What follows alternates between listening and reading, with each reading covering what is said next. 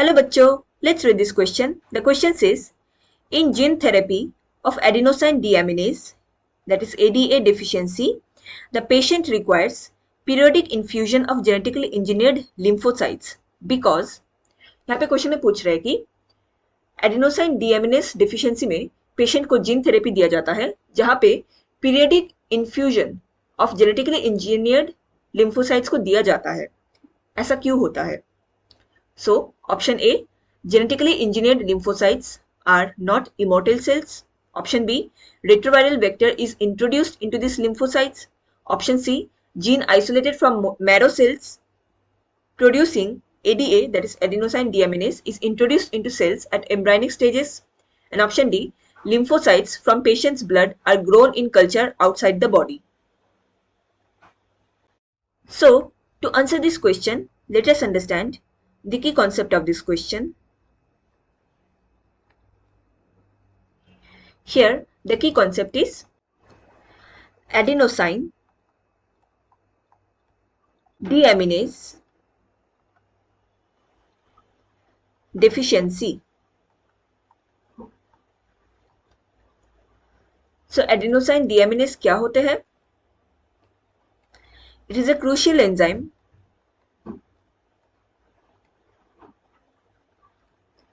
for the functioning of immune system.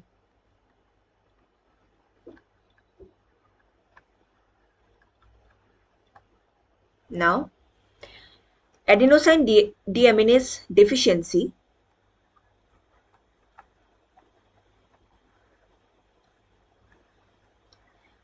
ये क्यों cause करता है?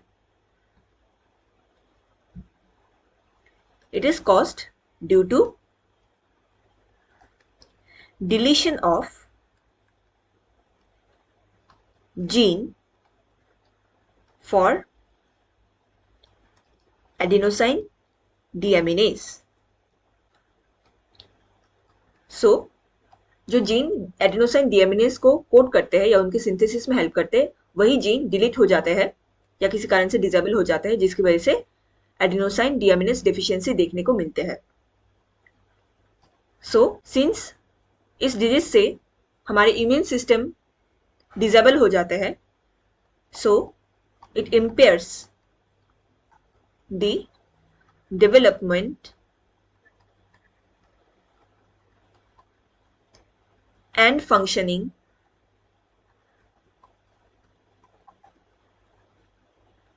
of immune cells. जो हमारे इम्यून सिस्टम में हेल्प करते हैं वही इम्यून सेल्स डिसेबल हो जाते हैं, खराब हो जाते हैं। एंड इम्यून सेल्स क्या होते हैं? These are the lymphocytes. That is B lymphocytes and T lymphocytes. Now, इस डिजीज के ट्रीटमेंट के लिए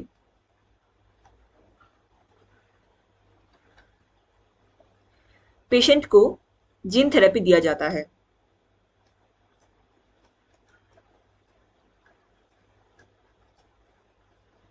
सो जीन थेरेपी में क्या होता है?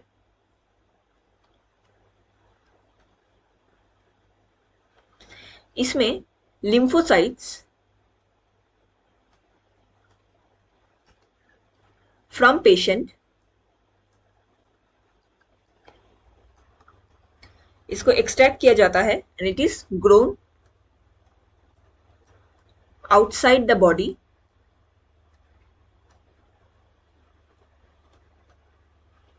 in a culture.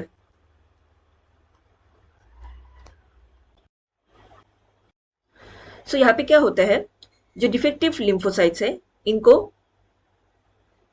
रिप्लेस किया जाता है या इनको मॉडिफाई किया जाता है बाय इनपुटिंग और इंसर्टिंग फंक्शनल एडीए। यहाँ पे हम फंक्शनल एडीए को इंसर्ट करते हैं with the help of retrovirus vector. So हम रेट्रोवायरस वेक्टर का हेल्प लेते हैं जिसमें हम फंक्शनल एरिया को इंसर्ट करके उस वेक्टर को लिम्फोसाइट में ग्रो करने के लिए छोड़ देते हैं एंड ये लिम्फोसाइट्स बाद में हम फिर से पेशेंट के अंदर इंसर्ट बैक कर देते हैं।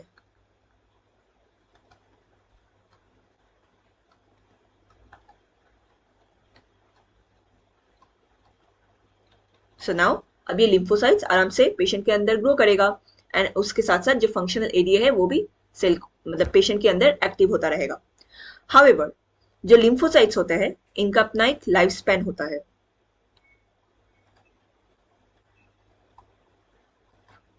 एक लिम्फोसाइट्स ये अराउंड 1 to 2 मंथ्स तक ही वाइबल रहता है। इनका लाइफ स्पैन 1 to 2 मंथ्स तक का होता है, उसके बाद ये डेड हो जाते हैं।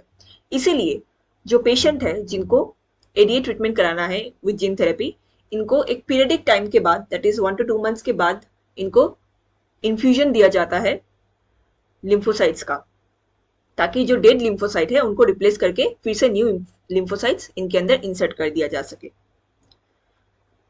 सो इट प्रूव्स कि जो लिम्फोसाइट्स है इनका अपना लाइफ स्पैन है, ये इमॉर्टल नहीं होते हैं, नॉट इमॉर्टल, तो इनको पीरियडिक इन्फ्यूजन देना इंपॉर्टेंट होता है।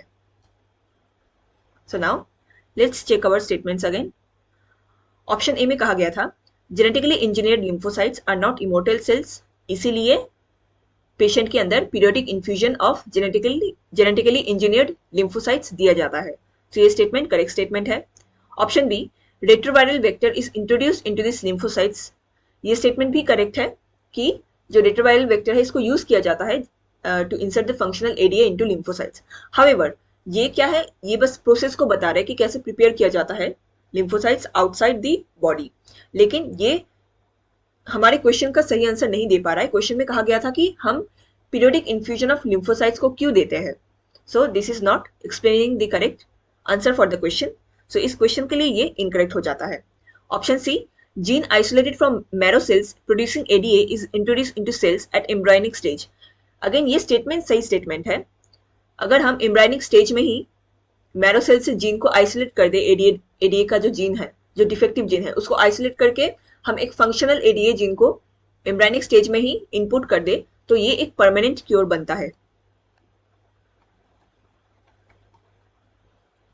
For ADA deficiency.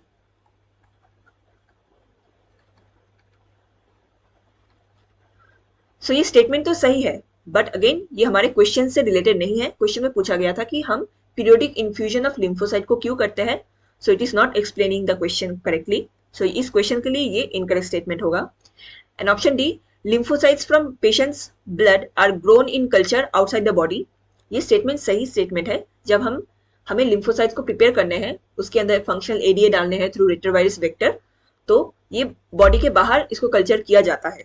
लेकिन हाउएवर अगेन इस क्वेश्चन के लिए ये सही स्टेटमेंट नहीं हो रहा है, क्योंकि क्वेश्चन में पूछा गया था कि पीरियोडिक इन्फ्यूजन ऑफ लिम्फोसाइट्स क्यों किया जाता है। सो फॉर दिस क्वेश्चन ये इनकरेक्ट स्टेटमेंट है।